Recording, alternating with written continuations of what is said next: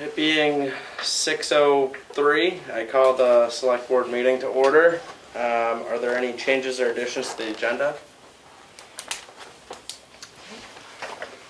Hearing none, I'm going to move on to new business. We'll start off with the Energy Committee with Gabrielle Watson. All right. So first of all, thank you very much for having us come and present. I think this is the second time that we've presented since we started in January, and we're here to talk about community power today.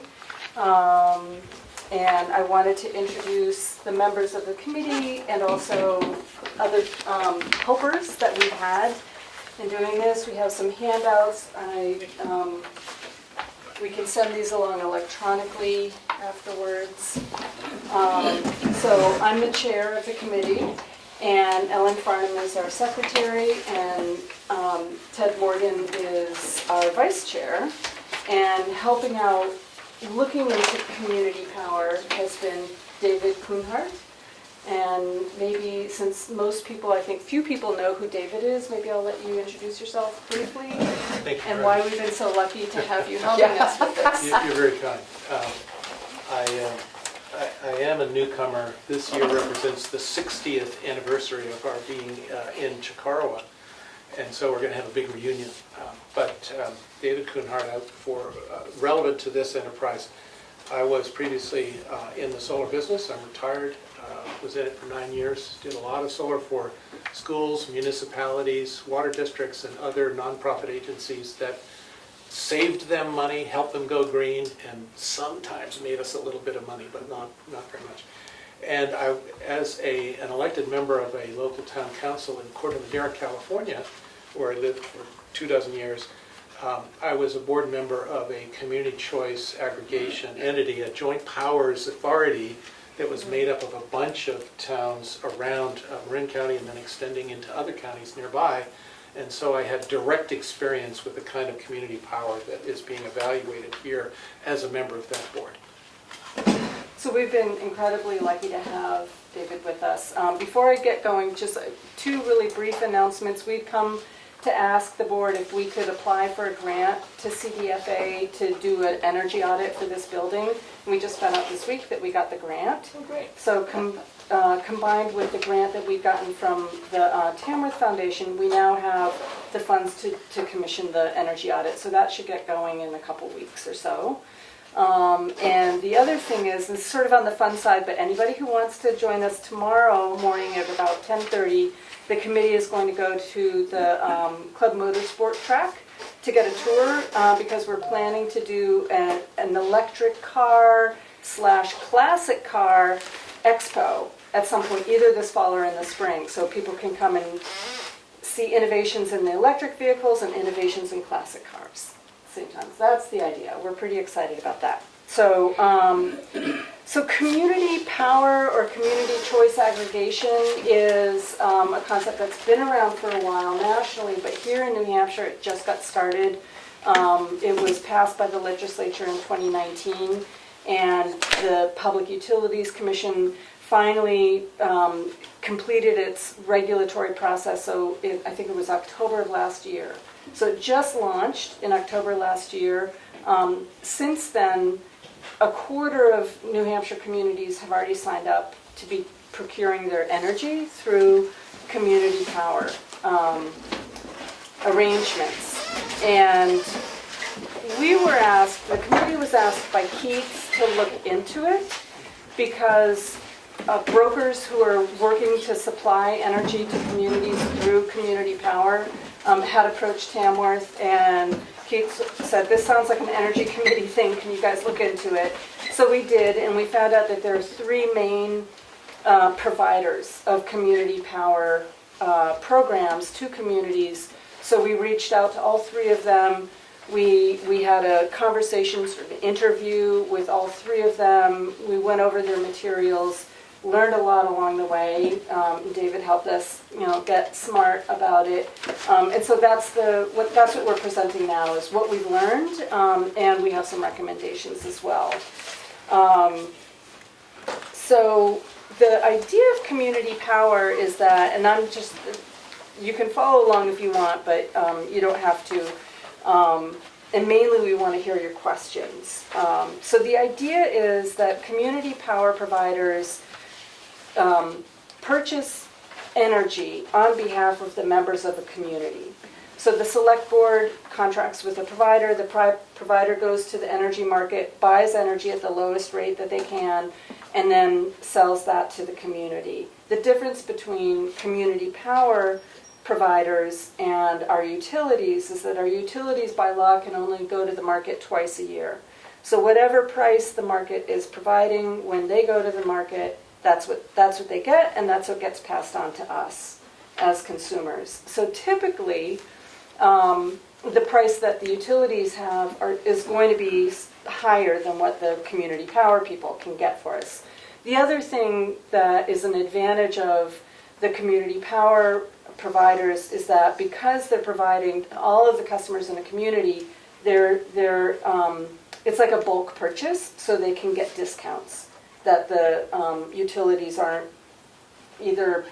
I don't know exactly why they don't provide the bulk discounts, but they don't. Since the program launched, I mean, we all know that our energy bills have been sky high. Eversource has been charging over 22 cents a kilowatt hour. The communities that joined community power programs, starting in October, saved between 30 and 40% on their supply part of their bills. So our bills have an energy supply part, which is like you're buying energy from the producers, the windmills, the gas power plants, wherever the energy is coming from. And then it has a distribution side.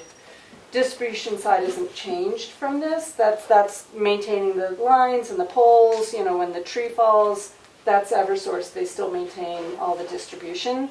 This is just the supply side that we're talking about today with community power.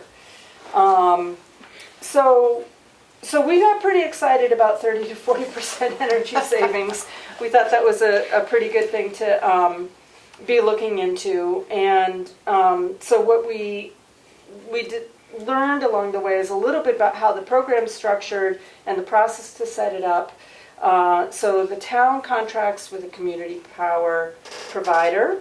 And again, we talked to 3 of them, the 3 main ones that are active in the state. And our energy comes from them. Again, the lines and the poles are still maintained by Eversource. The bill still comes from Eversource. It's just the supply part of your bill changes. And all of the community power programs are set up on an opt-out basis. And this is how the legislation was structured. So once the community, the select board, on behalf of the community, contracts with the provider, everybody's automatically eligible to enroll and will be automatically enrolled unless people decide to stay with the either the utility, or if they had been going on the private energy market, which is usually it's just businesses that do that, but some savvy homeowners also do that. But it's rare. But if they'd been doing that, they wouldn't necessarily go into the program. But basically everybody in town would join the program unless they said, no, I want to stay with the utility. And they have that option to do that. And they can opt out or exit at any time in the future. So if somebody decides to exit later, they can at any time and go back to the utility. The other option about community power programs, which is different from the utility, is that you can opt up to higher percentages of renewables, if that's what you're interested in. So the default basic offer is the same percent of renewables as the utilities, as Eversource or the other utilities. And by statute right now, we have a minimum requirement of 22.5% of our energy now comes from renewable energy. So that's hydro, that's coming from small hydro producers in the state and from Hydro-Quebec. It's wind and it's solar right now. So right now, just under a quarter of our energy already comes from that. But as a customer with a community power program, you can increase up to 1/3 of your power, or 1/2 of your power is renewable, and all the way up to 100% of your power would be from renewable energy sources. So that's an option that some people in town might be interested in. Typically it's a minority of people, but that's an individual choice that each customer has, whether you're a resident or a business or the municipality. So any energy customer in town. The town also, once we contract with a community power provider, we can always terminate the contract whenever we want. There's a little bit of a difference between the different providers. So one of them you can terminate at any time, and the others we lock into a contract that is anywhere between 17 months and 36 months, depending on what we decide, what length of contract we want. So we're locked in for that period, but then once that period's over, then we could get out. So one of them lets us leave right away if we want to, and the others, we're with them for the duration of the contract. And then the only other thing that's sort of a little technicality, but I mentioned some people are already going on the private energy market to get lower energy rates. Those people have to choose actively to join the program. They can, but they have to take an extra step to join in. And then anybody who's getting electric assistance, for their energy bills, they maintain the same program benefits that they've always had. That does not change. So the process to set it up starts today. We're sort of kicking it off, saying, "Hey, we think this is a good idea." And then once the select board decides, yes, we think we agree, we think this is a good idea, we should do it, then we do a process of a series of community meetings for public information, so getting people aware of the program, giving people an opportunity to weigh in on the program, and then ultimately, and we prepare the preliminary documents for entering a program, and then it comes to a vote at town meeting. And then town meeting is given the choice of, yes, we want to go in to a program, or no, we don't. If town meeting decides that the members present at town meeting decide that we should do this, then the select board is authorized to enter into a contract with a provider. So at that point, then it's the final decision about which provider we're going with. And then we contract with them and the program launches. Everybody gets in their mail, hey, this program's starting, if you want to opt out, you can opt out, or here's what it's about, so there's ongoing education that happens.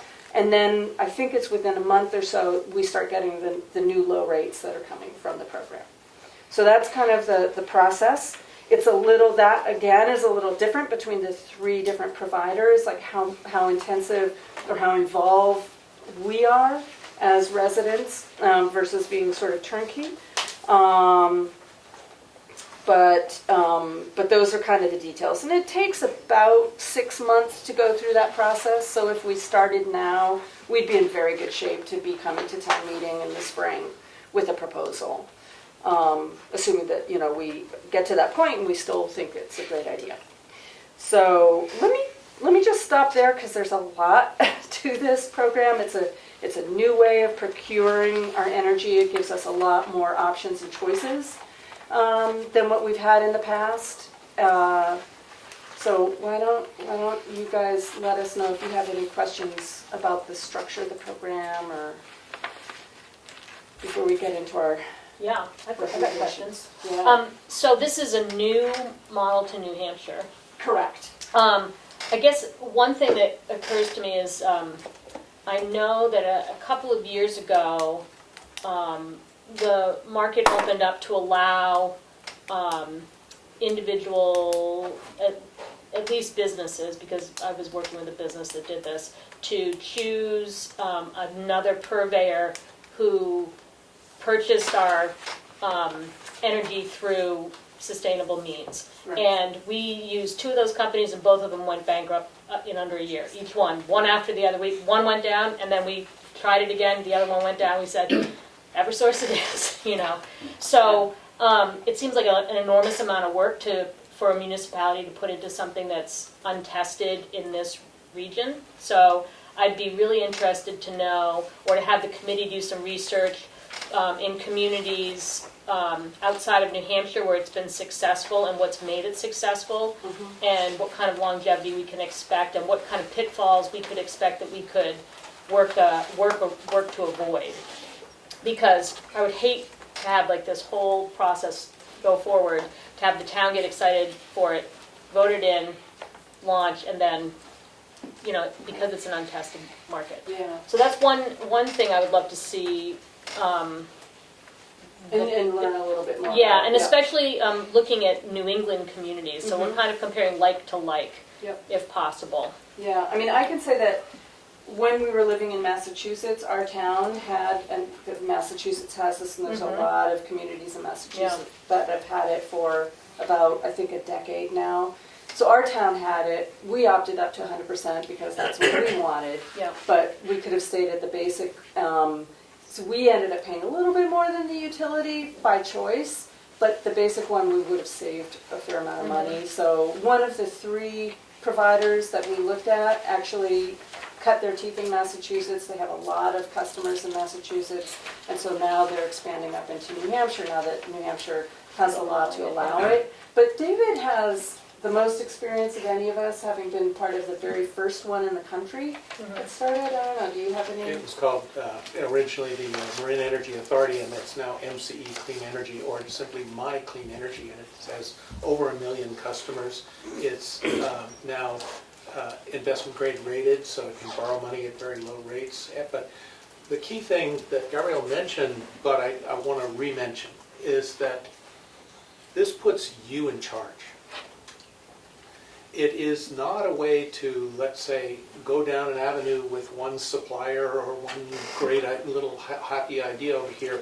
It's a way to sort of institutionalize your choice of energy, particularly with the selection that the Energy Committee has come up with of the CPCNH, Community Power Coalition of New Hampshire, because they're already in 33 towns. They already have done the work. They already have provided all of the documents, and you can just piggyback and ride that horse essentially for free, and you're adding to that bulk of activity that it seems to me has a lot more chance of survival, because the law authorizes this way of doing it, the opt-out way.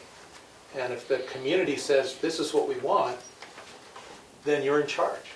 And not only that, you get to keep the profits with that particular choice. With all the others, they keep the profits. So that brings my next question. We're in charge. What's the town responsibility for oversight? So does this mean that we have a full-time energy committee that's actively managing this on a regular basis, or? So yes, and we didn't want to overwhelm with too many details, but that's, it's a little different between Community Power Coalition of New Hampshire, CPCNH, and the other 2 private brokers. With the private brokers, things are pretty turnkey. They're just managing everything. It's a private entity. Could they go out of business? It's conceivable, particularly for the one that's very active in Massachusetts. I would be shocked if that happened, given their track record. But both of them have long track records of being in the business and procuring and providing energy in one way or the other. With CPCNH, they have a committee, they have a subcontractors who buy the energy, so that's being done by somebody. There's a committee that does financial oversight.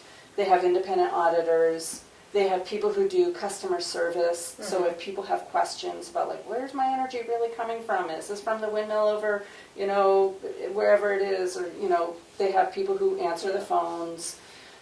So we could be as involved as we want. We can be active in those committees. There's a risk assessment committee, a financial oversight committee, and there's 2 others that I can't remember what they are. Or we can be kind of hands-off. Okay. So right now there's 33 members in the coalition. Their board, their governing board, which is elected every year, has 22 members. Yeah. So not every community is going to be represented on the board. and it's as much involvement or as little involvement as you want.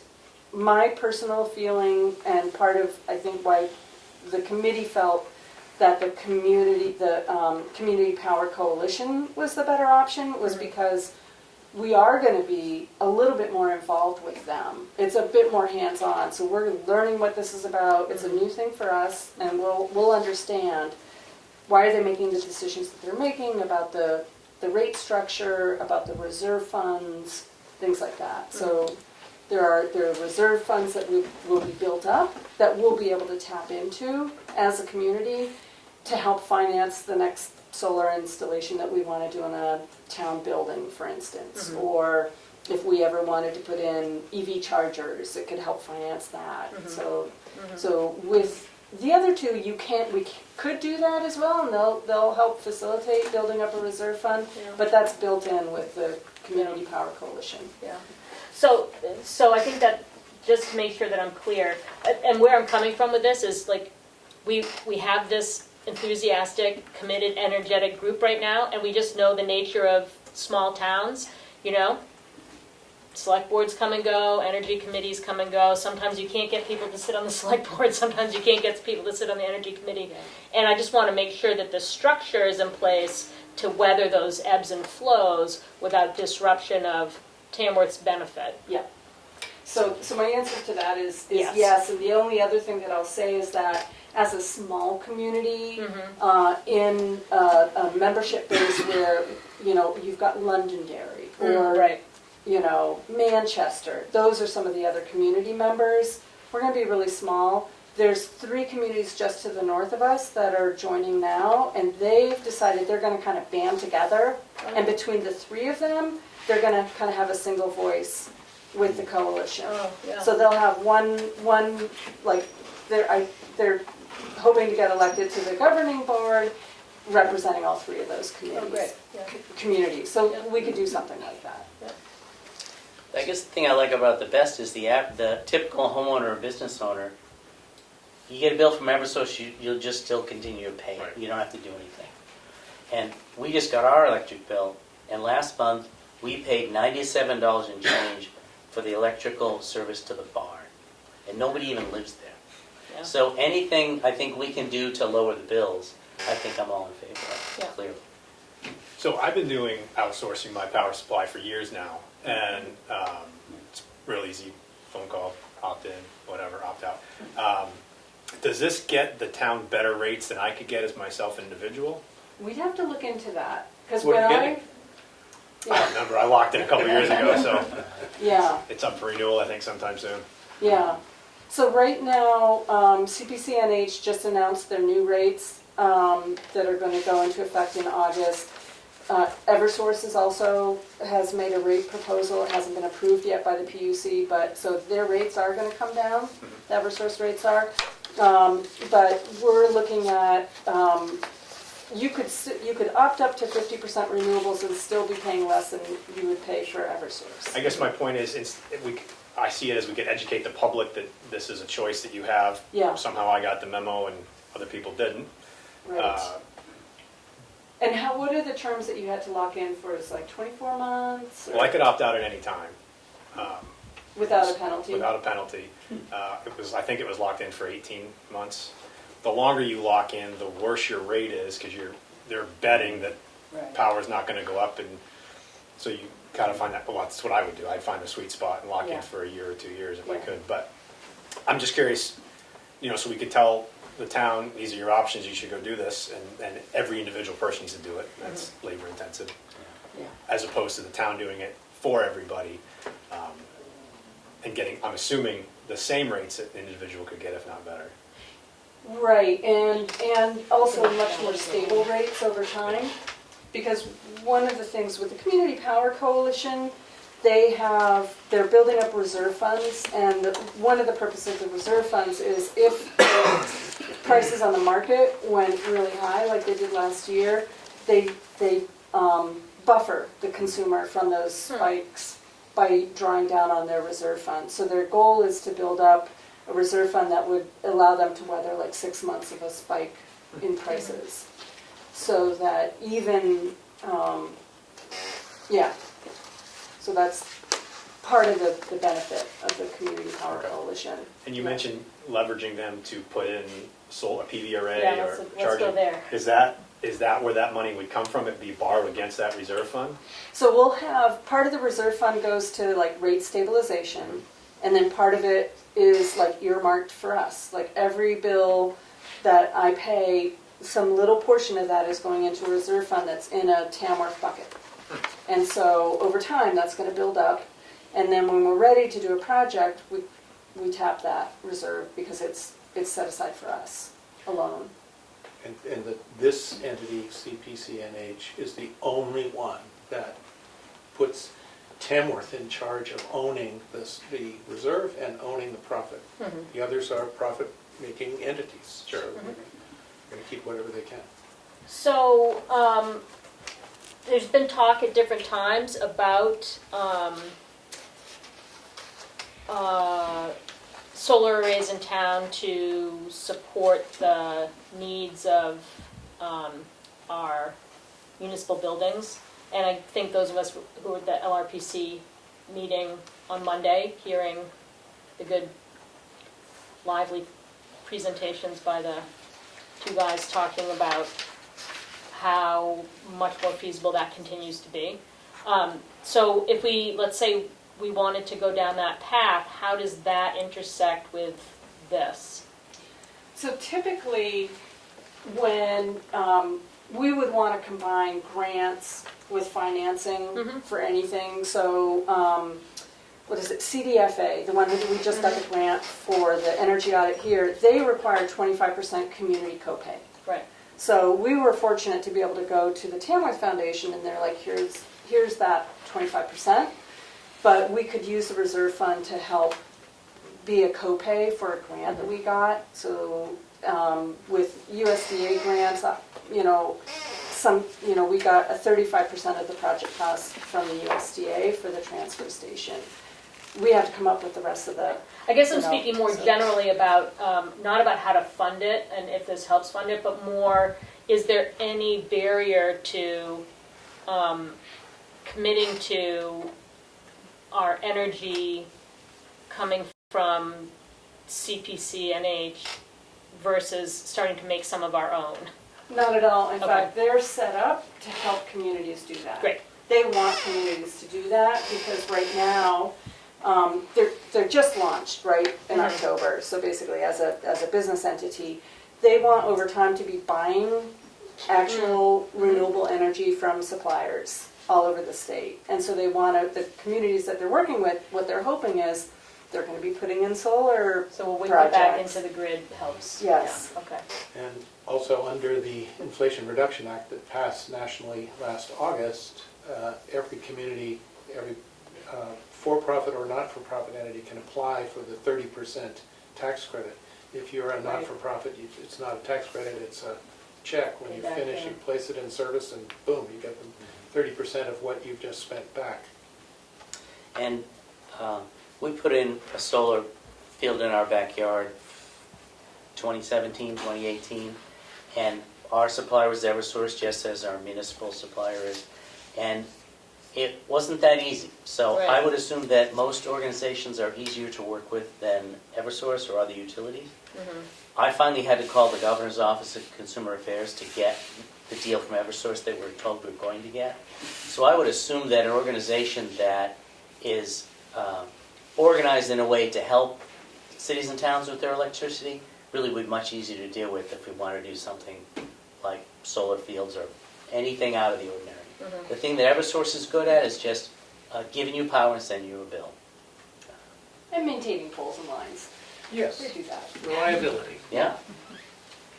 which is crucial. Yeah. So that's a question too. So if we're still, power conductivity is only as good as the grid, and we know what the grid is like in this country. So if Eversource owns the infrastructure, what's to say, and we move away from Eversource, what's to say that they're not going to raise their rates to use their infrastructure so that we don't end up having the same savings that we're having right now. So they're regulated by the Public Utilities Commission, that recognizes that because they're a sole supplier of the distribution network in the towns that they serve, they don't have competition, so they could charge us anything that they wanted to, theoretically. So they have to go to the Public Utilities Commission and make a case. Like, hey, we're extending whole new lines, or we're upgrading our lines, or we're, buying a storage facility for our gas-fired power plant. It's going to cost us this much money, and then the PUC says, okay, that's a legitimate expense because it's going to help with the reliability, and we recognize that you should be making 10% profit or whatever it is. So that's how they make money. Okay. They buy toys. It's new lines, it's new tanks, it's whatever it is, and the PUC says, great, you can charge your customers a reasonable profit off of that new toy that you just bought. So that, assuming our PUC is doing its job, it's controlled. Regulated, okay. Yeah.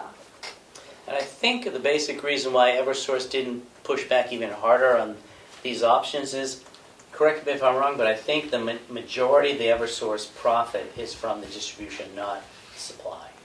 So I didn't understand this till I really dug into my bill because it was so big. I wanted to understand it. The energy supply is totally different from the distribution. It shows up differently on your bill. Right. Most people don't know that because they never look at the bill. Right. And Eversource still makes all the money they've ever made to have the lines. And just like when you hire a plumber and he or she has to go buy, copper tubing, and when they buy it, they'll charge you an extra X% because they went to buy it. That's how Eversource makes their money on the actual energy. They do the same thing. But the majority of their profit is in the lines, and they will still get that. The bill that we send to Eversource, the check, now or in the future, that would go to them, and a percentage of the supply would go to whoever the supplier is. So I think that's the thing that has kept Eversource from working even harder to slow this down or get in the way. I'm sure it's not their favorite thing, but most of their profit is from the lines, because that's really the value. And Eversource doesn't even make the power. Right. They just go get it. Right. And I didn't even know that a year ago. I just figured they run the power plants. No, they don't. Yeah. What's your next step? What are you asking of us tonight? So our recommendation is that, yes, we should pursue community power. Like, this is a good thing for the community, and we should initiate that process of starting to do the community meetings, continue to get educated about it. That's the first thing. And the second thing is, we really do think there's a clear winner amongst the three providers, and that we should start going down the road with that, with the Community Power Coalition of New Hampshire. It's still, when we finally sign the contract is when we decide who we're contracting with, so it doesn't lock us into working with them. But because their process is different than the other two are a little more turnkey.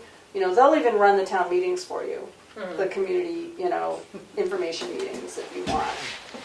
I don't think that's a good thing for us. Yeah. I think we should be involved. Yeah. I think we need to be smart about it, and so this is a process of education for us and for all the members of the community. So those are the two sort of recommendations that we have for the select board. And ultimately, you put the question, however it's worded, on the warrant in the spring, and the town decides if this is something we want as a choice or not. And then after that is contract time. Right. Yeah. Exactly. So now it's just community information, There's community conversation, you doing legwork to understand the system so that you can present it well. Yeah, there is a information gathering part of the process where the I think I'm right about when this happens, that Eversource provides information about all the users in town so that we can start understanding what the demand is. And there's also a check-in with the Public Utilities Commission to let them know we're in the process of doing this.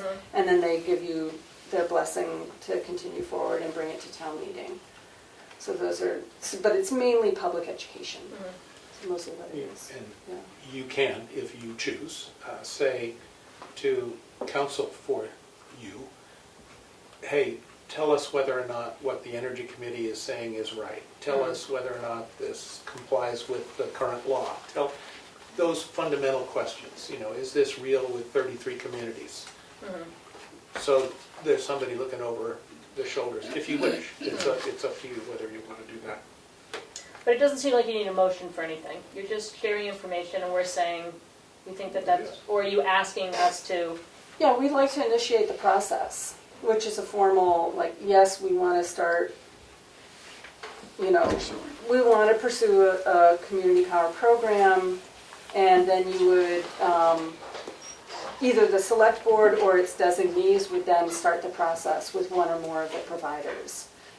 So that's a formal process that you initiate then. And they will look at the minutes that you're writing Oh, to boy. see whether or not Yeah. there's an action that says that you all agree. So are we initiating, we're just initiating the process, we're not voting to completely support this at this Right, point? Or are we, it's not like Because town we're meeting has voting to, okay. Yeah, But it's a month-long process to get there. months. Yep. And then Like once, 6 months. and there'll be discussion and review by legal counsel, at the very least, when there's a warrant article, and probably before that. Yeah. Certainly, they review all the warrant articles. So I make a motion that we authorize the Energy Committee to begin the process of engaging, we're not authorizing you to look at one. Yeah, we could.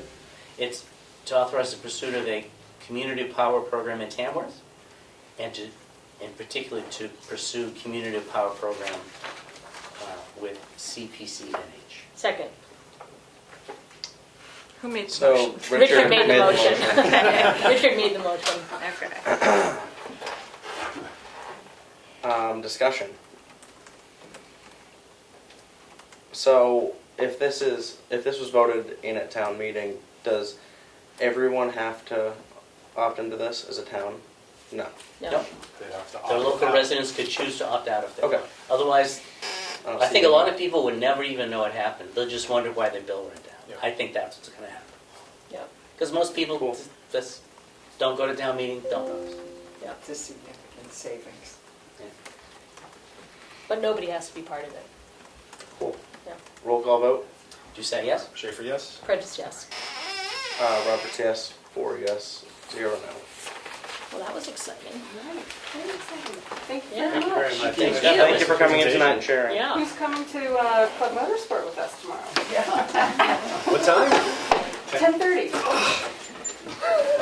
ride an electric. My big Tell- team Go meeting ride at an 10 electric o'clock. car on the track. No, Tell them I'm getting to Pennsylvania register for the all parade. Yeah. Get some cars in the parade. Oh my Oh, that'd be gosh, cool. that's a great idea. Yeah.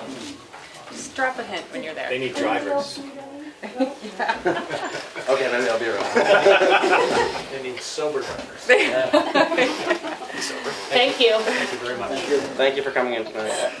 I'm gonna stay for a little bit. So we're gonna move on to the sewer commission with Hillary Bear.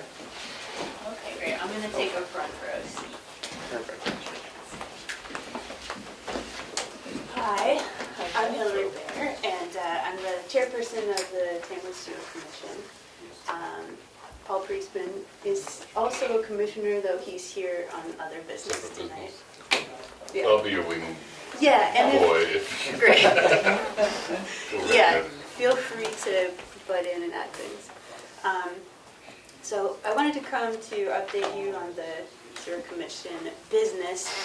We operate independently from the select board, but we do operate and manage a town-owned utility. So it's kind of an interesting relationship, but I'm sure you have a lot of background on it, but we provide or operate the sewer system for 27 users here in the village. And So I'm just going to go through and update you quickly on a few of the things we've been doing, and then I'll certainly address the more hot topic issue of compliance with DES and, you know, the current restriction on development in the village.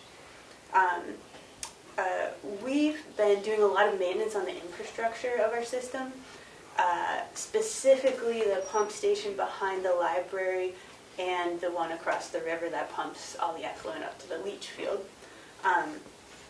We've had pump systems come up and seal, you know, make sure the pumps are sealing correctly, which increases the efficiency of the system, and they've just like gone over everything and checked it and updated it. They also calibrated a meter which measures effluent going into the leach field.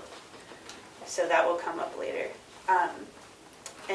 And our system has the capacity to support, I think it's 18,272 gallons per day. Our effluent meter is currently reading an average of 1,500 to 1,800 gallons per day. Wait, could you say those numbers again? Yes.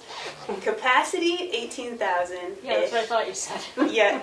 Current usage, this is averaged over 10-day periods. We haven't been reading it daily, though we are going to read it daily in July and August, which are our highest use months. But the average has been 1,500 to 1,800 gallons per day. So much less than the capacity. Yeah, about 10% of the capacity. Yeah. So that will go up in July and August, and we'll see how much. We've also been maintaining meters on the 3 town buildings, which are actually water meters. So they measure the amount of water coming in, which the New Hampshire Department of Environmental Services values that data a lot higher. In fact, they won't let us, currently, aren't letting us use our effluent meter as a way of proving how much capacity we have remaining in the system. Right now, we're classified as not in compliance. We're classified as overcapacity. And I'll tell you more about that too. Well, you probably already know this. So we've been maintaining these meters on the town buildings. Those do take daily readings. We've also been working on a sewer ordinance, and we've adopted a very short interim ordinance. Previously, I think all we had was a draft ordinance, so that's something we're working with the town attorney, Christine Johnson, and we're using the Sandwich sewer ordinance as a model, so that's an ongoing thing. We're doing some education with the public and our users on not putting disposable wipes down the system. That is something that we have a big problem with, and it clogs up the grinder pumps and it causes them to fail, and they cost thousands of dollars each. So that's just something ongoing. We're doing some mailings. Paul's been going door to door, and obviously we have the system cleaned at least twice a year, so that's something we're working on. So the biggest thing with the allocations and the New Hampshire Department of Environmental Services is that on April 6th, we submitted a new usage chart. So we went around, we did a bunch of research, interviews, looked at licenses for businesses, and using the Department of Environmental Services table, we put together what we think the actual usage that each building is using in the town. This was also done by a previous sewer commission when the system was bought by the town, and that resulted in the non-compliance because they submitted much higher numbers than we did. And we feel, after reviewing those numbers, that ours are more accurate. So we decided to, go back to DES and say, hey, actually, upon closer look, these numbers are more accurate, and they show that we're in compliance. Our numbers totaled about 15,000 gallons per day. These are all estimates, not actual usage. We would need water meters on all of the buildings on our system to get actual usage, and that's something that we're looking at. But this is sort of a short-term plan to get us back in compliance and so that we're able to go forward with a number of change of use applications that have been submitted. Businesses want to add seats, add entire buildings in some cases. People want to build low-income housing. None of it's possible because of this restriction. New Hampshire DES won't let us add any users to the system at this point. So April 6th, we submitted our new research. We waited for 2 months with follow-up emails and did not get a response. So on April 8th, we sent a letter saying, okay, we've determined our system to be in compliance. We're going ahead with these applications from our users. That crossed paths with a snail mail letter from DES that we received on April 9th. Saying we want to work with you, but we feel that your numbers that you submitted are not accurate, so we need to take a closer look at it. So right now we're working on that. I think you just had 3 April dates. Maybe the other ones were in May or June. I'm sorry. Yeah. You're right. June 9th. Okay. Yeah. Gotcha. And we responded June 8th. Thank you. Yeah. So 2 months later, the letters crossed paths. Our next steps are to get a meeting in person and go down and talk to DES and go through our numbers. They have requested that we map the system as built. So when we got the system, we had the proposed plans, but not an as-built map. So we know roughly where the pipes are and how big they are and everything, but they want to know exactly where everything is. Yeah. Isn't it a state-approved system though? Yes. And if it's state-approved, that means they approved the system to the original plans. So you wouldn't need an as-built plan. The as-built plan is for the approval of the system.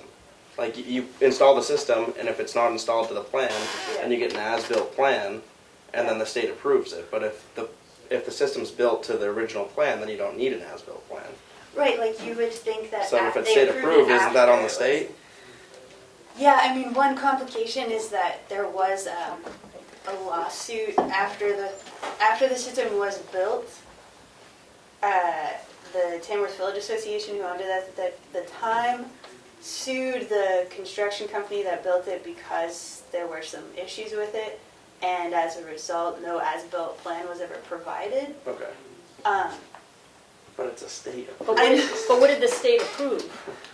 Well, it's a good The question. design. It's always on the It's installer. the design, yeah. Yeah. They did approve the design. Because the plans that you send in are approved by the state, stamped, sent back so that you can install the system. The Right. system's installed, then you call for inspection. The state approves the system that has been installed to the plans.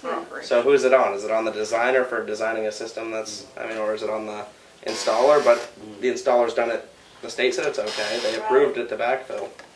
I don't know the answer to that question. It's an Emery needs to go to ongoing your next to your frustration. conversation.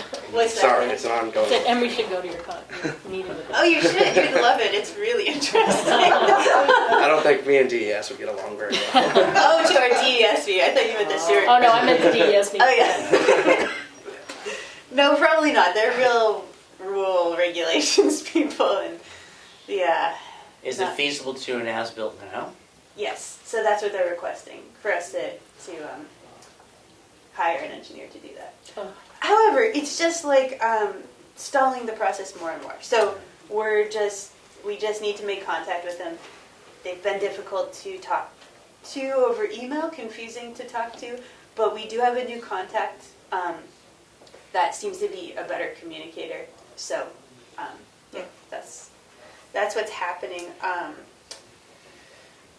And meanwhile, we are still moving forward with the change of use applications from our users because there's some work to do in terms of determining exactly how many gallons per day they need, what type of wastewater they're going to be producing, and what kind of pre-treatment they would need. For instance, the bakery would produce high-strength wastewater, so because of food and flour and stuff, same with the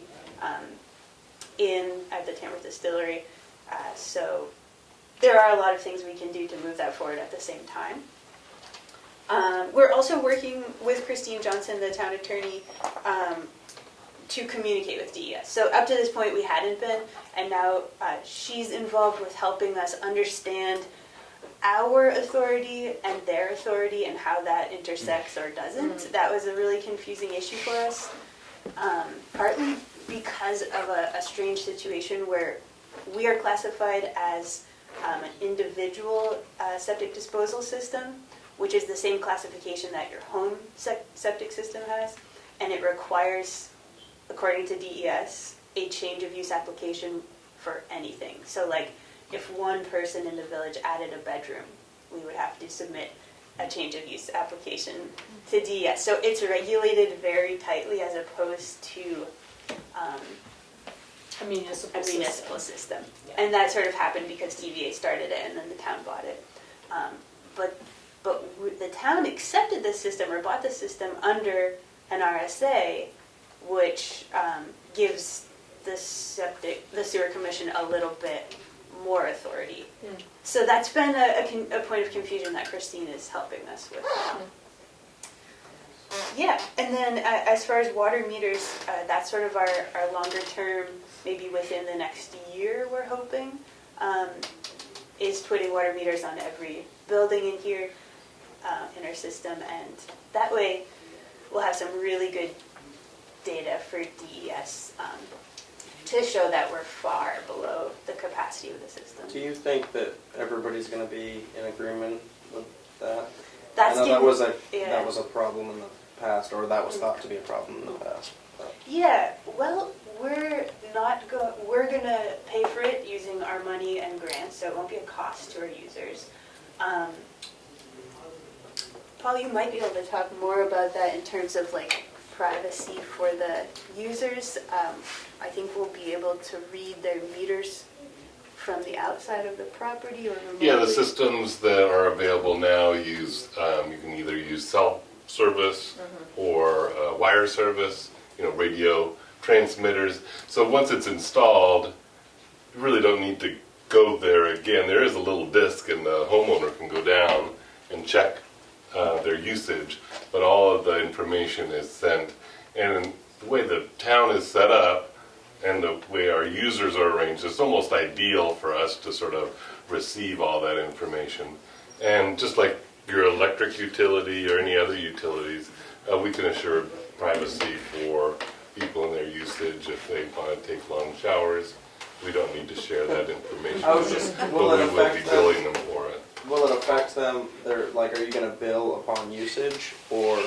That's a good question. We haven't discussed that. Because I was wondering if that would be a downfall to people allowing you to put Right. a meter on their house if they're going to be billed the usage, if they're way over what you thought they might be. Right. But it doesn't sound like that's probably the case because you're 10% of.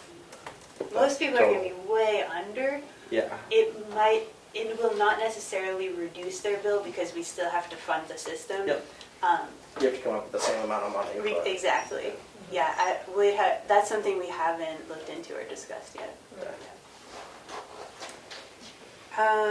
That's all I have. So, are there any other questions?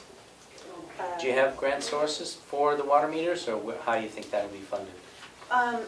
We've been looking into grants from the Department of Environmental Services, a separate section, and that seems promising. And we're also going to look at some local grants, and yeah, we have matching funds because we have a capital reserve. So, but if you have any ideas, we would definitely. What would it cost to outfit everybody that needs them? Good question.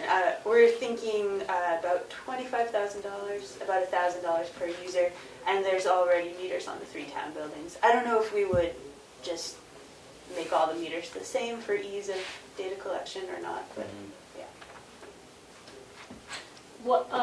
So a year ago, an ad hoc group was kind of convened to explore whether there was any other place in town, especially southwest of the river, where a new system could be put in so that it would take pressure off the existing system. And my understanding was that their work they felt like you guys jumped in enthusiastically, so that got changed to your kind of, Yeah, I think what they did is they put out a request for proposals for someone to figure it out, Yeah. basically. Like, will it work? Where would we put it? All that. And I don't think they got any proposals. And we read over that request and communicated with them that, well, I forget what we said. But anyway, we think that the solution right now is to work on getting a more accurate estimate of how much we're using. Because if we are only using 10%, it doesn't make sense to pursue putting in another system. I think that's something to look at for 10 years down the road, or even closer, because, well, it just depends on what the water meters say. But yeah, that's not something that's being actively explored right now. because you're pretty confident in that discrepancy of Yeah, actual use versus capacity. yeah, really confident, because even our numbers that we sent down to them were, we came up with them using these DES numbers of like 150 gallons per bedroom per day, or 40 gallons per seat at a restaurant per day. And those are really conservative numbers. When I look at the difference between what the town offices are using versus the estimates, they're pretty far below. And so I think that if we use water meters, which are more accurate, we're going to find even more capacity in the system, as the effluent meter shows. So Yeah. yeah. Great. Thanks for the details. Yeah, you're welcome. I feel like sometimes it's like the sewer commission is working under this like cloak of secrecy, but that's not our intention. Yeah. Less secrecy and more just like, Yeah, like what do we do now? what the heck? Yeah. Yeah, but we've got a really great commission right now, and we're optimistic. Yeah, thank you. Yeah. So you said you're going to move ahead with working on the reallocation or the allocation of whatever excess you have. Yeah. You can't actually approve the hookups though until DES blesses it. That's right. But at least get everything under your belt so that you can just sign a letter whenever DES comes to their senses. That's the idea. Yeah. Do you have a timeline on when you think that might be? It all depends on how this relationship with DES evolves, and yeah, that's kind of the big thing right now that we're working on. So no, I really don't. We were so hopeful that when we sent down these new numbers that they would come back and be like, great, and then we could go ahead. Dive right in, yeah. Yeah. And it sounds like they only accept water meters. They don't want to hear about anything else. That's my impression from reading the back and forth. Yeah, that is true. We're still hoping that we can request a waiver because of our situation. That's one of our routes that Christine Johnson seems supportive of. But in their rule book, they don't accept effluent meters. They want water meters, and they want 6 months of data. And if you don't have 6 months of data, they will double it. So if you're using 150 gallons per day, then they'll say, okay, you're putting out 300 gallons per day. So we will need 6 months of data. But I don't think the water meters have to happen before DES says that we're under capacity. I think we have enough, even just going with their very conservative estimates, like 150 gallons per bedroom per day, I'm really confident we're still under capacity. I'm not really sure why they didn't like those numbers, but we'll find out. Yeah. Keep us posted. Okay. Yeah. Thanks. Thanks for coming. Yeah, thank you.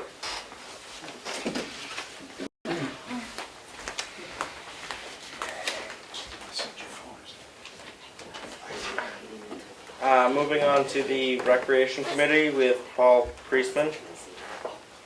Yeah, I'm Paul Fleeceman, and I sent a letter to the commission and sort of roughly outlines for everybody else. I'm requesting that an exploratory committee be formed, that the select board authorize one to look into building an indoor pool for the town.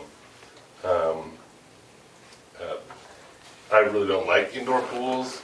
I'm not a good swimmer. I think they're hot and stuffy and loud. That being said,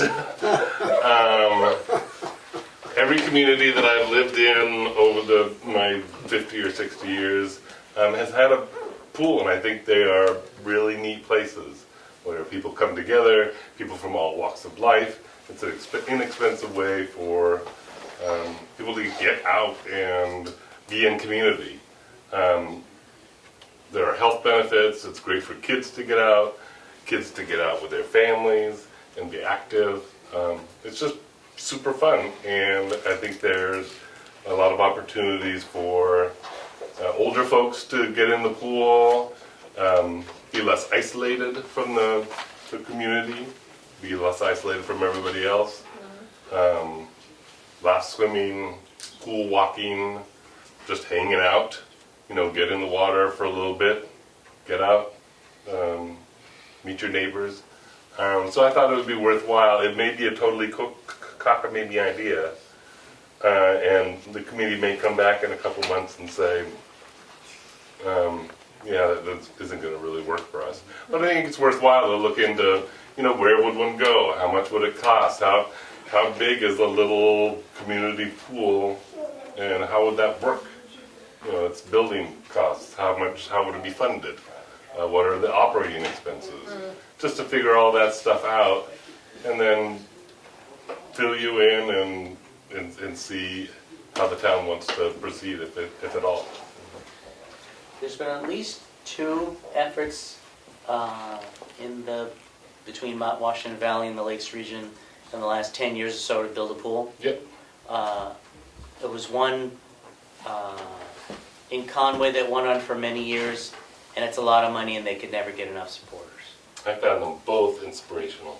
Yeah. Yeah. Because I looked at both of them. The Molten Borough is the most recent example, and they both, I know some of the folks that were working on the Conway pool, they both started out as, we need a public pool for kids to swim in.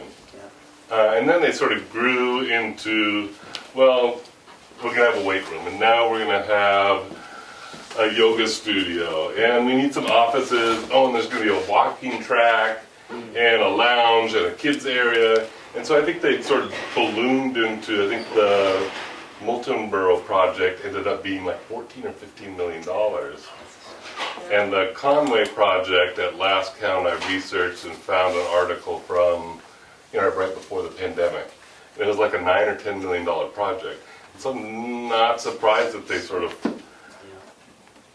and I'm not going to say the exploratory committee is going to not fail in that same way.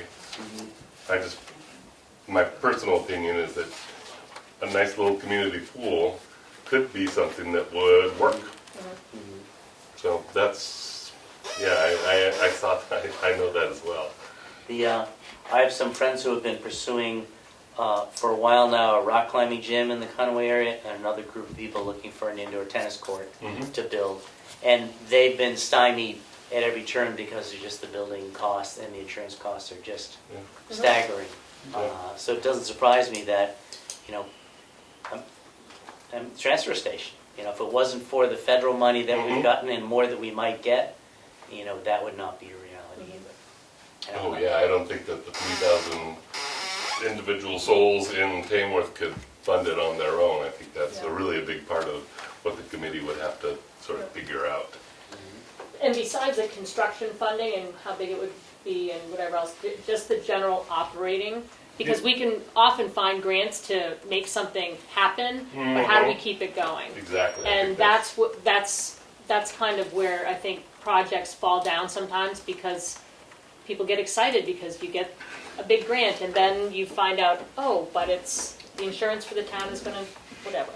You're going to find all that information out, right? I agree. That's a key part. Yeah, and I think that you already hit the nail on the head that Tamworth has looked at other projects like the municipal safety, whatever it was called, building. The idea of having a joint combined police station and maybe town offices and maybe fire station and a new site, and And I think that conversation started looking at, oh, we need a new fire station because the fire station we have doesn't fit modern equipment into it. And then it just kept getting bigger and bigger and bigger until it was Right.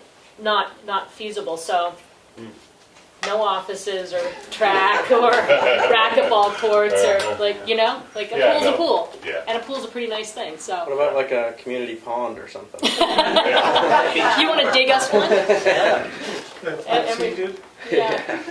Year probably round. would be. Yeah. So you just wanna convene a group of people to start doing some research and, Yeah, I thought Report we back tried to to us. sort of find some sort of not usual suspects. yeah? And, a bigger group that maybe would meet more often, but showing up at meetings wouldn't necessarily be required. And find a means for people to communicate coming in and out of the conversation, and just come up with some interesting answers to these questions. I'd be happy to, put my name in Great. to help them. Paul's gonna find all the names, so you Right, just find the right. names, right? Would you be able to draft an announcement for the town's website? And then we can play with it Yeah, a little bit? If you wanted to sure. make it. That's one way to sort of reach out to people. Yeah. Yeah. And is recreation committee make sense? That's a bit broad. And I think Maybe- that's confusing Yeah, because right. we've had recreation committees, but I was actually confused at first. Yeah. Until I Pool read committee or pool feasibility committee or something like that? yeah, Community Pool Feasibility Committee. Maybe that's long. That is long. Yeah. pool committee, Pool Committee. That, we'll go with Community Pool Committee. community pool committee, Great. CPC, Right, all the pool sharks. yeah. Yes, say, not billion. There's trouble in River City. It starts with a P. Well, I would make a motion to have the board support the exploration of what a community pool might look like, and through the work of a committee that Paul's gonna head up. Second. Do we need like a number for people, 5 to 10? Or, I know you said more people, that way it's less I think 5 pressure. is too small. I was thinking That's what I was if I had 10 or even 15 Yeah. people who would be interested in sort of showing up maybe Maybe we don't put every enough- meeting or every other So I'm gonna meeting. rescind my motion. We don't I'm put a not number gonna on. make this motion, because we should be clear. If we authorize this as a town committee, Mhm. then you should know that you have to notice your meetings, Mhm. you have to take notes, you have to follow all the rules of doing business as a town committee, which is great. Mhm. And it's transparent, and you get your minutes in, and they get posted, and all of that. If you are wanting to go that way, I'll put my motion back. If you were thinking you just want to come tell us that you'd like to do this to see if we had any objection, and you want to be a little more loose about doing research and feeling things out, then we should not make it an official town committee. You see what I'm saying? And you could I do. also come forward at any point, and we could make it an official committee. Yeah. Yeah. No, I think it should be an official committee. Okay. I think that Okay. we are willing to do minutes and make Be open to announcements everybody, and- right. Yeah, being on the sewer commission, I've become familiar with all the sort of notes and Processes. requirements Okay. and tucking things in and putting Okay. things to bed. Well, then did you cross it out already? Nope. Keep my. Oh, I know better. No. Okay. Just wanted to make sure you knew that was like, that there are strings attached. Yes. Point. Yeah. So we'll leave it open to number of people for now, and then, go from Minimum, there. well, you have to I think we have to have a minimum, because you're gonna have to have a quorum to be able to meet, right? Minimum of 3 people. Let's say 5. Minimum Minimum of of 5 5 people. people. Yes. Maximum to be determined by interest. Yes. Okay. Second. Roll call vote. Did you say yes? Schaefer, yes? Prentice, yes. Roberts, yes. 4 yes. 0 no. Kind of curious to see what you come up Yeah. with. Me too. Thank you very much. I appreciate Yeah, thanks, it. I'll Paul. keep you up to date. Thank you. So when you have a draft, just send it to Emily. Great. I got a boogie. It's been fun. Thanks. Thanks for coming. So much energy into this. So, are we just making a motion to this? Yeah, yeah. I make a motion to appoint Shauna Peterson to the Veterans Committee Second. Any discussion? Yes. Are there other members? Do we have a committee forming? We There's already- we posted the committee, Oh, quite a while ago. there used to be a veteran. Right. And But the new one, I wasn't sure what. we don't have it yet. Shauna's the first one to step Okay, forward, she's so first. Very good. it's great. So we've got one member so far, which is wonderful. And maybe Shauna will round up some friends. Okay. Cool. Yeah. Any discussion other than that? Second? Geez, roll call vote? You said I yes? didn't mean that. Yes. Prentice, yes. Roberts, yes. 4 yes. 0 no. Thank you to Shauna. Yes. Department head update with the Recreation Department, Emily Burney. Put your recreation hat on. Okay. Gamer Tigers. Yeah, how much time do we have? Should I come down? I'm Okay. already kidding. Yeah, a lot going on. We've got, so the first is Saturday. Everything's lined up. Everybody do your no rain dance, so God stays in the clear. Oh my gosh. Yeah, we've got the fireworks on Saturday. Wow. Yeah, it's going to be pretty, I mean, it's less hectic than years past because it's just, some food trucks, music, and fireworks. What time is fireworks? 9:30, but I just stay up late. I know, that's how time it gets dark. It's been very light out. But food trucks, everything's ready to go at 7. Music is starting at 7, so get there early. And you'll put one last reminder out on the exchange. Yep, I will. I can't believe it's the day after tomorrow. That's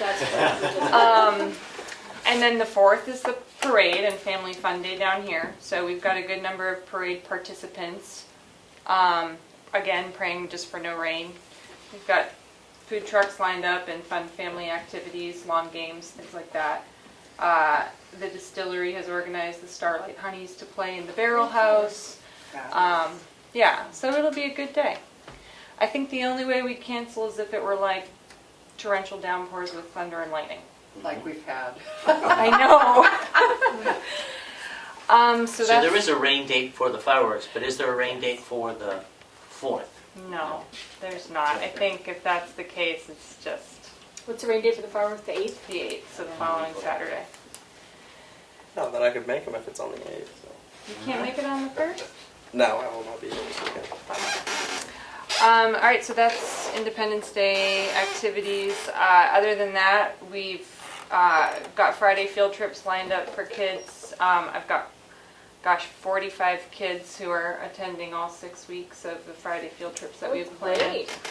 And then I've got another 15 on a wait list who just want to come to 1 or 2. So right now I've just been working through like registration paperwork and lunch orders and getting everything lined up, camp counselors.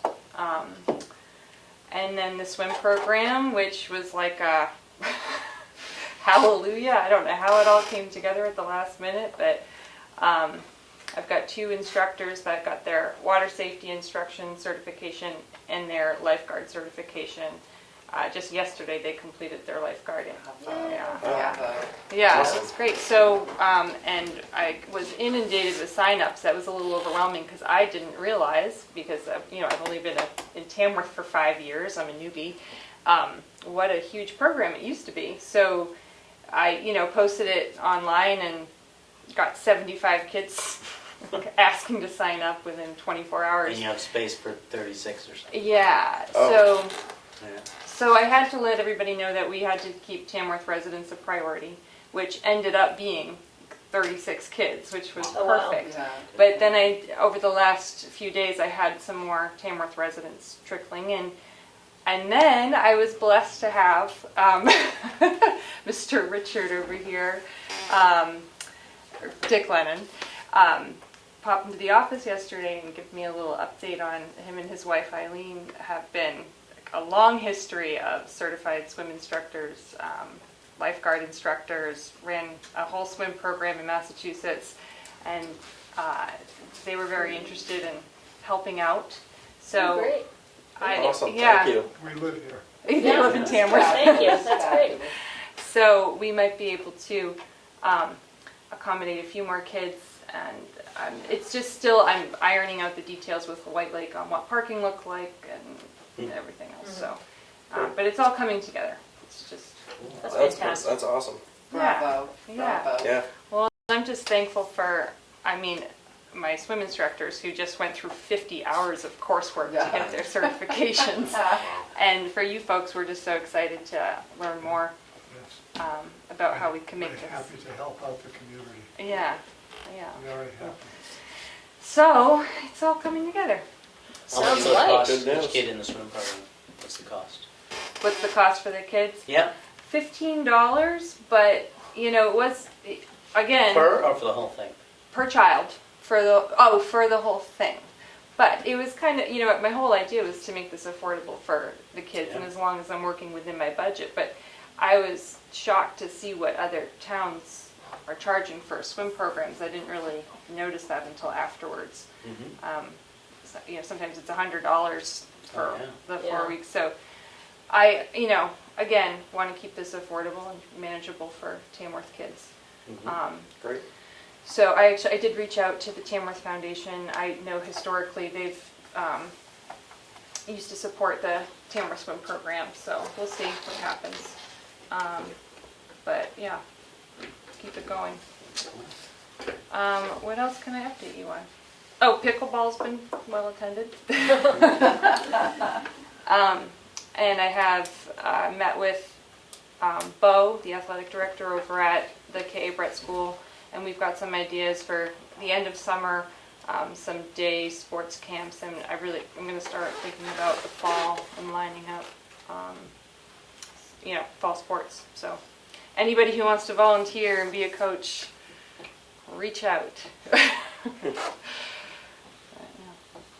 Great. Thank you. That's some good news. Busy. Emery, before you move on to Yeah. other business, can I give you a brief update about Household Hazardous Waste Yeah, Day? Is that definitely. all right? Is now okay? Yeah. Now it's You sure? perfect. Okay. I'm Ellen Farnham, and I guess I don't have to stand up because I'm in the front row. And really excited to hear about the swim program. That's exciting. Thank you. I just wanted to say, I'm sure you're all aware that Lakes Region Planning Commission has offered us a chance to be part of the household collection day. You voted us in, and I think you have, you guys opted to pay the money in so that Tamworth could participate. In years past, it's been run by Sue Stobridge very ably, and she gave this job over to the Tamworth Recycling Project, and Maud Anderson and I are the contacts this year. So what we've come to ask you and to tell you about is that there's some real significant changes to the program, and probably you already know this, but they're no longer accepting what they used to term universal waste. And that means that you can't drop off your fluorescent bulbs, your devices that contain mercury this year. And that's a real change for people. Batteries, they can't take this year. And the other big change is that the Ossipee site will not be open. They've got other alternate sites, but they're a longer drive. So the most convenient time for Tamworth residents to dispose of their waste will be for the August 5th Molten Borough collection. And we plan, Maud and I, working with the Tamworth Recycling Committee, plan to advertise heavily and, you know, use the exchange and put a couple ads in the paper. But in years past, you all have, the town has given us money where the town has just printed little brochures. So I've got some real feeble copies of them because my color printer doesn't work. And the first two I didn't do as PDF, so you can't trifold them. But Maud has been working on pricing them. This is what ultimately like it'll be that size. And she's been pricing it out at various places locally. The question is, do you want to print from the town office, or do you want to print from Staples or Can you ask us this again when Keats is back from vacation? Because, do we know how to answer this? Well, Like what budget, yeah, what yeah, and- budget it's come out from and what we Yeah, would prefer? just, that's why I'm here, just to Yeah. update you. I don't expect a decision unless you guys were really intent on it. But you can get different prices. The more flyers you print, obviously the cost goes down. So I'm happy to leave this with you. And these are the estimates that we have, and we're waiting to hear from Minuteman. Maybe I'll give it to you, Emily, to copy. It's hot off the press because we were still trying to reach the rest of them. But I think the decision that we'll be coming to you for is, do you want to print up like 100, or do you want to go for the cheaper rate of 300? And how have they been distributed in the past? Do you know? Yes, they do. There's some placed at all of the post offices. We put them at the transfer station. There's already a sign at the transfer station. There's, little posters that can be put up everywhere, and more handouts at the town office in your front kiosk. Do you know how many you typically print every year? Sue Stobridge told me about 100 to 150. Yeah. But they're designed, as you'll notice, to be reusable. So if we wanted to go for a cheaper printing cost, like if you print 300, the cost goes down significantly. And it doesn't, so does it change from year to year? If there's no date on it, it's always the same 2 Saturdays. It could conceivably change. I mean, it changed, they had to redo this whole flyer because Ossope's no longer a site. So it could conceivably change, but we also could hand cross stuff off. So that's just a ponder. Okay. Any other questions about it? I'm assuming that the items that they don't collect, at least some of them, are collected at the transfer station. I'm not sure about mercury. Do we do mercury? I didn't think so. What about batteries and CFL bulbs? No to the fluorescent bulbs, but the batteries, I think Glenn has a small battery kit. He does Thought some we of did. those. But what we're doing, Maud and I are going to call, and this is part of our publicity stuff that we can do for free, is obviously find the cost. If Staples takes batteries, if Staples will take fluorescents or Lowe's, then we can get that information out to the public. So really the only cost that we think is going to come is for the flyers to be printed. So that's Great. the update. Thanks, Ellen. Sure. Scary thing that I'm concerned about, what the committee, on that committee, I'm saying with excuse me, is that if it's not recyclable, does it just get tossed into a black trash People bag hide it in the trash. and tie it up and toss it in, and it gets, That's our mission, is to make it as easy as possible for people to dispose of the stuff properly. The right That's way. why we're in it, yeah. yes. And so we're gonna do everything we can to get the And word out. we're not just talking plastic, we're now talking mercury. Yeah. Yeah, right, yeah. So just There's a chance Lakes Region will hold a second collection in fall. They're working hard on that. Really, when I looked at their chart, I've done 2 trainings with them. Tamworth is the only town that doesn't accept some of these things. When we expand our facility, we'll probably be able to do that, but currently we can't take that stuff, so. So just so I'm clear for the minutes, you folks are asking if the board can cover the cost of printing the brochures, and you're saying that we're not sure until, Well, if it gets done every year, I'm sure we can. I just don't know what line item it comes under. So I'm Absolutely. just saying, before we can commit to 300 copies or 12 copies or whatever, it's a Keats money And Keats question. asked us to price that out. That's why I did, Perfect. that's Perfect. why we're coming to you tonight, is to say, if you want to print 300, you're gonna get a good cost savings. So we'll just give But that to Keats yeah. and she'll know what to do with Yeah, it. So- but the office could print it, might be able to print them cheaper, I don't know. but do you need an actual approval for that? Like how quickly do you need these printed? 'Cause Not tonight, she said. not- Yeah, okay. No. not tonight, we'd like them as soon as possible, obviously, so we can start putting them up, but Yeah. it So if we had an approval at the next meeting, Meeting, yeah. that would be sufficient? That'd be great. Okay. Yeah. 2 weeks, okay. Okay, good. And we'll have a complete updated list of the costs then too. Great. All right, thank you very much. Thank you. Moving on to the administrator report. What was the account balance? The bank balance is $3,816,922. I've just been fielding phone calls and emails and, Doing 3 jobs instead of 2. so, just, nothing urgent to report though. Smooth sailing. All right, moving on to the signature file. I make a motion to approve the select board meeting minutes for June 15th, 2023. Second. Roll call vote. Did you say yes? Schaefer, yes. Prentice, yes. Roberts, yes. 4 yes, 0 no. Make a motion to approve the select board non-public meeting minutes under RSA 91-A:32C, session 1, June 15th, 2023. Select board non-public meeting minutes under RSA 91-A:32A, session 2, June 15th, 2023. And the select board non-public meeting minutes under RSA 91-A:32C, session 3, for June 15th, 2023. Second.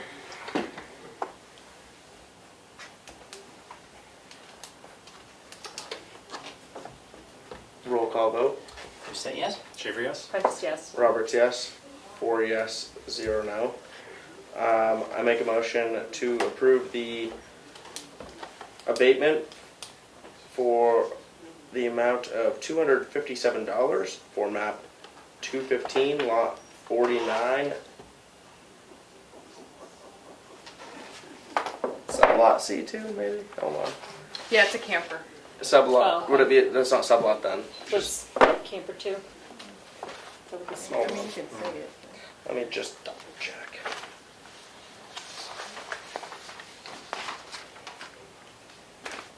No? I think it's in there, I just saw it. Was it in the beginning? Maybe it was when I passed the plan. Right, right under those minutes? Yeah, there it is. It's freezing in here. Yeah. Oh my gosh. Sublot C2. We're gonna Okay. go. Is there a second? Second.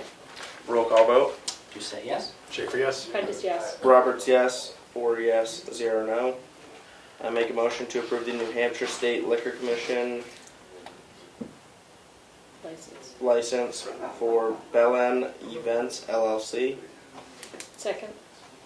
Any discussion? When we get these, it probably is a good idea to send them to the police chief. If there's some big party happening in town, maybe he should know. I don't know. Have we ever done that? They'd have like an events permit thing or something? Like, isn't there like a thing you fill out for events? Maybe not on your private property though. Like what kind of event is this, do we know? I think it's it's at a wedding venue. That was my guess. Yeah. Okay. Wow. I don't know if that matters then. But But it could. what have we done in the past? Probably nothing. Nothing. I mean, we're just obligated to Yeah. recognize it and approve it, Yeah. even though it's on private property. I don't know. I don't know if that's, I don't want to add more tasks to the office staff, but you would think that it would be good for the police department to know if there's a big event in town, but maybe every weekend there's a handful of weddings in town I these mean, days, there, so- Yeah. when you think of the Preserve and the Pub on Page and all the other venues that Yeah. have this Yeah. ability, it's, Okay. I don't know. I make no suggestions then. Roll call vote. Did you say yes? Schaefer, yes. Prentice, yes. Roberts, yes. 4 yes, 0 no. I'm going to jump out of the signature file for a second, and I'd like to recognize that Harry Remick passed away. He was on the Tamworth Fire Department. Harry served the Tamworth Fire Department for 57 years. At the time of his passing, Harry was a fire ward, a firefighter, and a deputy forest fire warden. Harry honorably served 36 years in the United States Coast Guard, 47 years as a deputy warden and member of the Carroll County Wardens Association for 55 years. Members,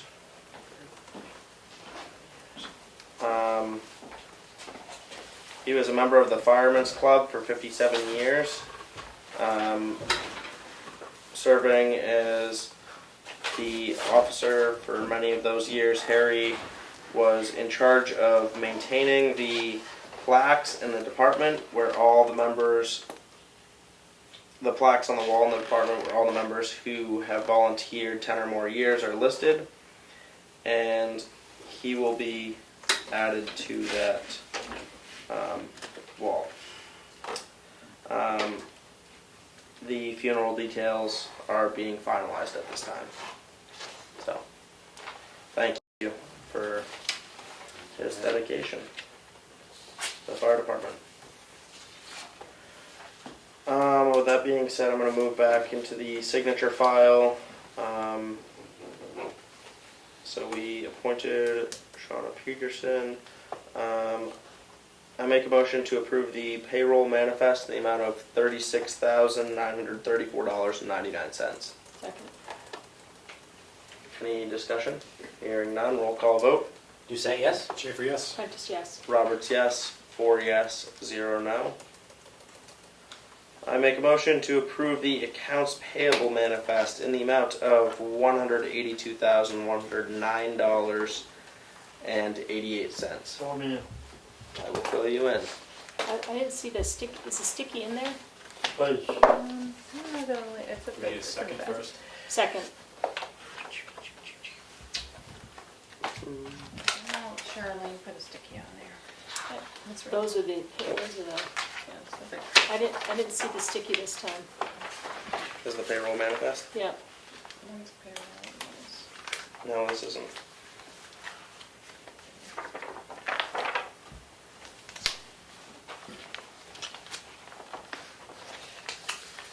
Bear with me just a second. This is the. Oh.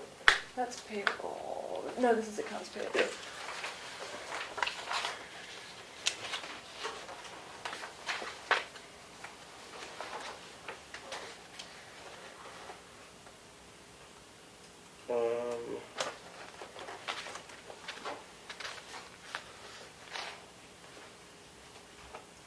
So there is, Oh, the library payment was this one. yeah, the Action Ambulance was paid for the amount of $16,177.39.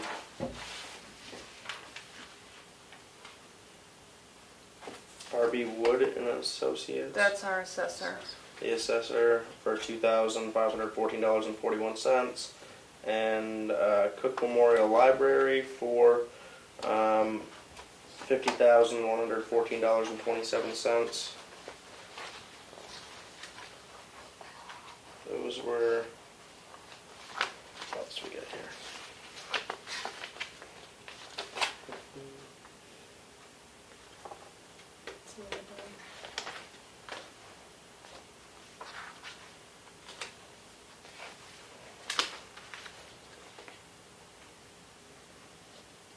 Lots of little ones. What is this for 16,000? Insurance? Health insurance for 16,000. Health insurance, 16,000. We're getting up there. I'm trying to find the bigger ones. I'm picking out the big Sanborn ones. Head, 19,000, 20,000. Yeah, $19,908. Was there a TCNA payment recently? You've got Pipe Connections for $5,600. You've got Bruce Robinson Company for $7,600. Thank you. Do you want to look at it? Oh, I found another big one. What is this? NHRS? What is that? New Hampshire retirement. Oh, there we go. The retired guys, they. $14,699. Retirement.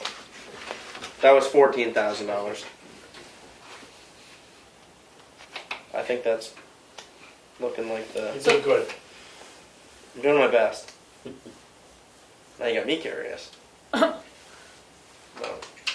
yeah, they're all. Other than that, it's all smaller payments that look normal.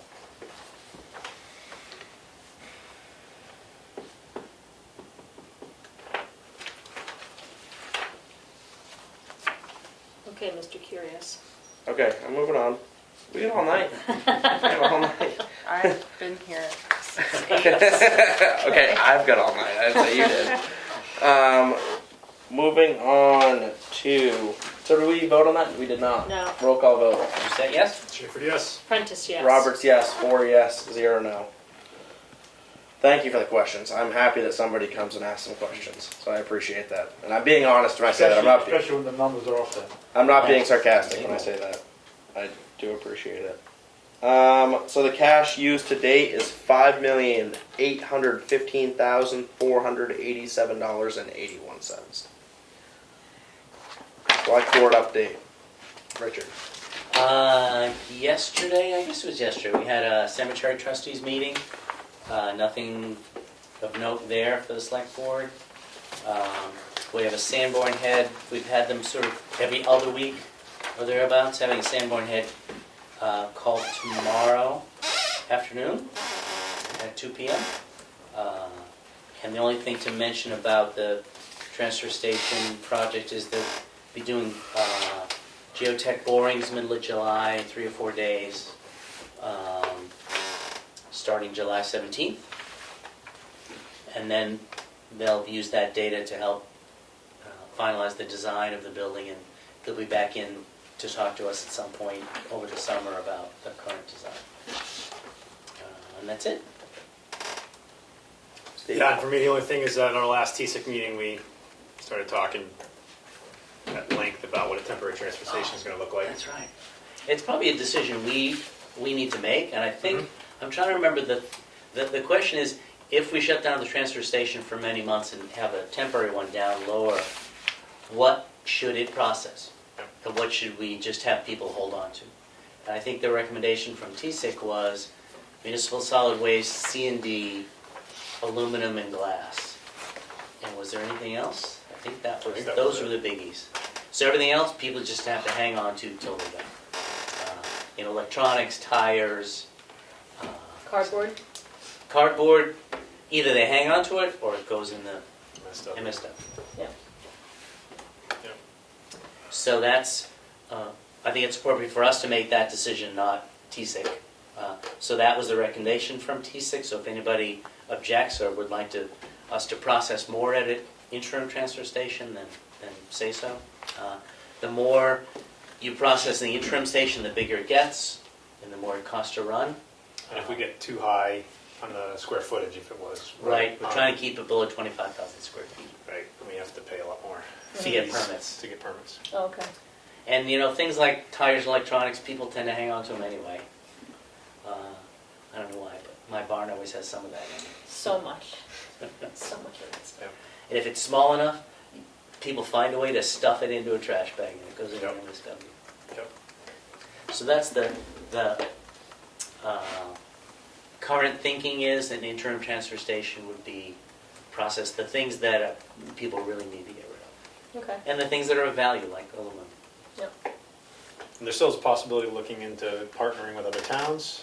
We haven't gone too far down that road. There seems to be quite a bit of obstacles in the way for that. So that's been the big discussion. I think the general feeling was people don't want to drive too far to get rid of their stuff. Yeah. They'd rather just do it here. And it's not like it will be free if we ask some other town to take our trash for several months. It's probably would save us money just to deal with it ourselves. I think the big cost really is operationally, the MSW, municipal solid waste, is not being compacted, so you have more trucks. So that's where the cost is. Because we can't pack it into smaller spaces, so you'd have to run more trucks. I'm just guessing there, but. And we'd likely have to modify the substrate at that lower area. It's not meant Yeah. for turning Put some containers in any way. Yeah. That's it for me.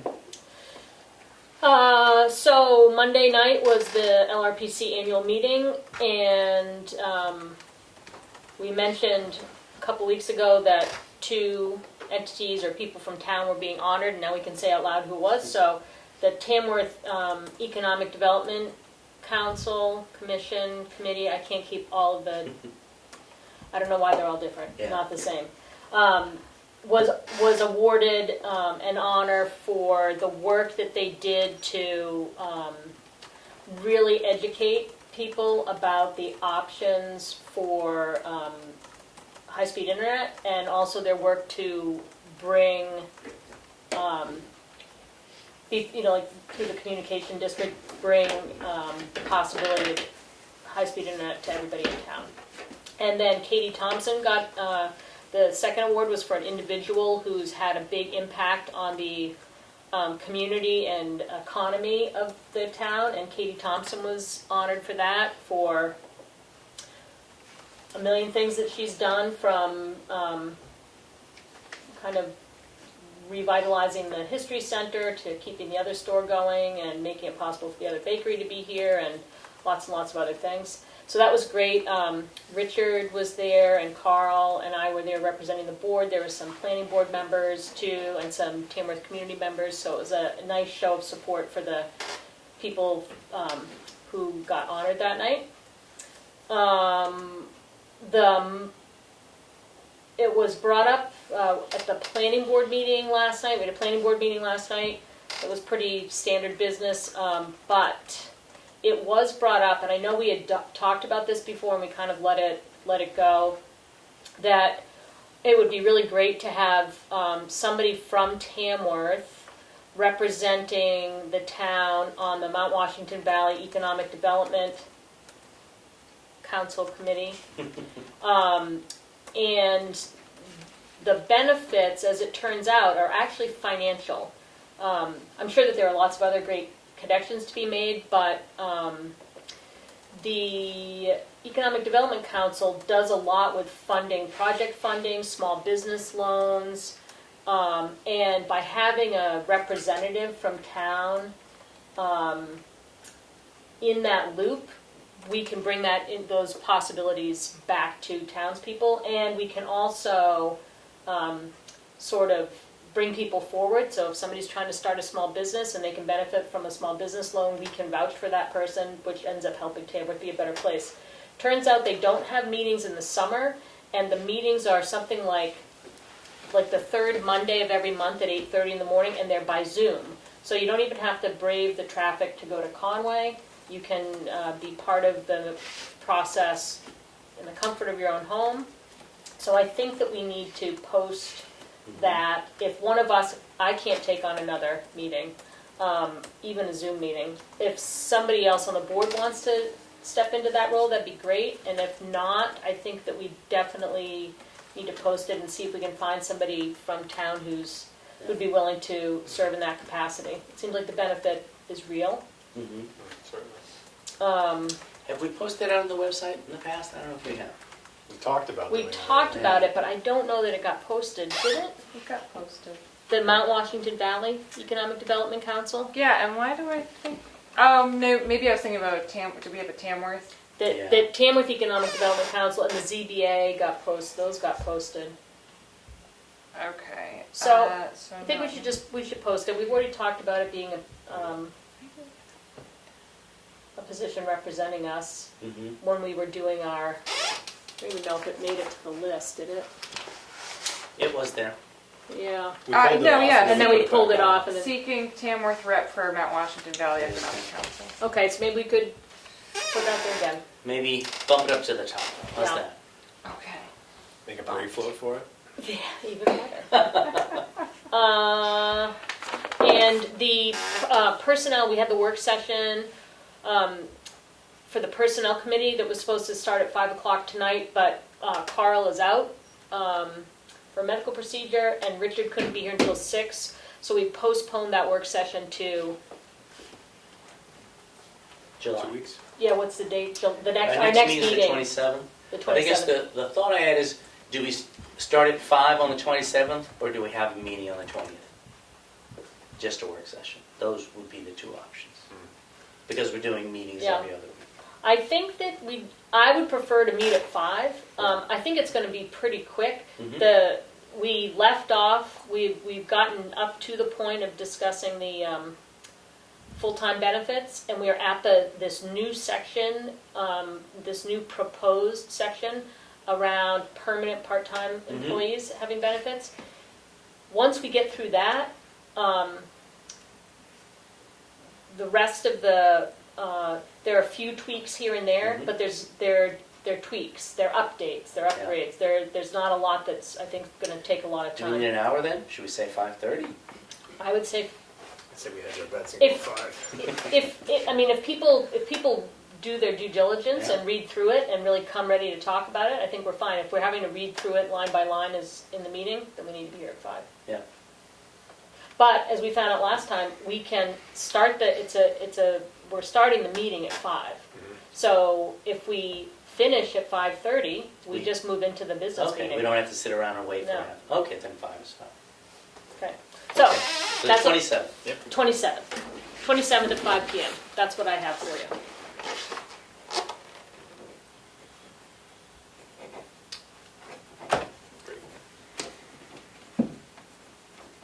So that's 2 meetings from now.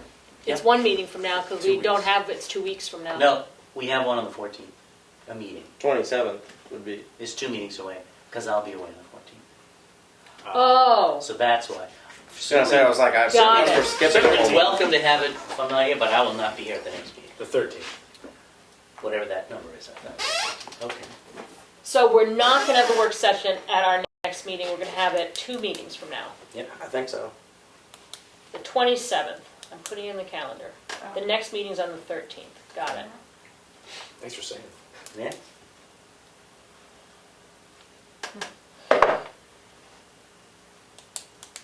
Got it. 5 p.m. Okay. Send you all a postcard. Not the next meeting, 2 meetings from now. Yes, you're right. Cool. Scary. On to myself.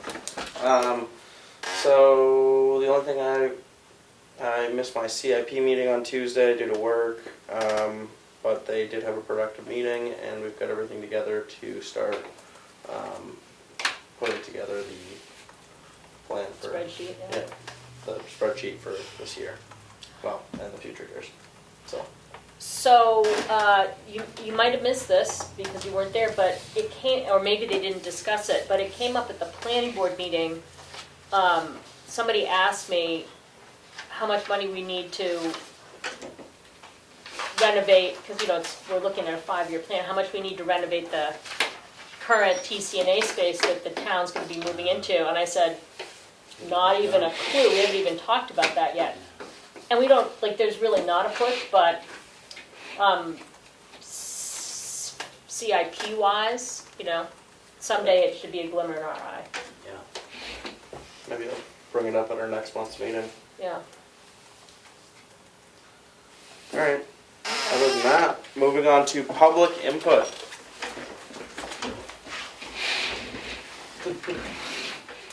Hearing no public input. Motion to adjourn. See what you guys. You beat the clock. It's not Back to your trip now? Bruno. Good job, everybody. Trip now?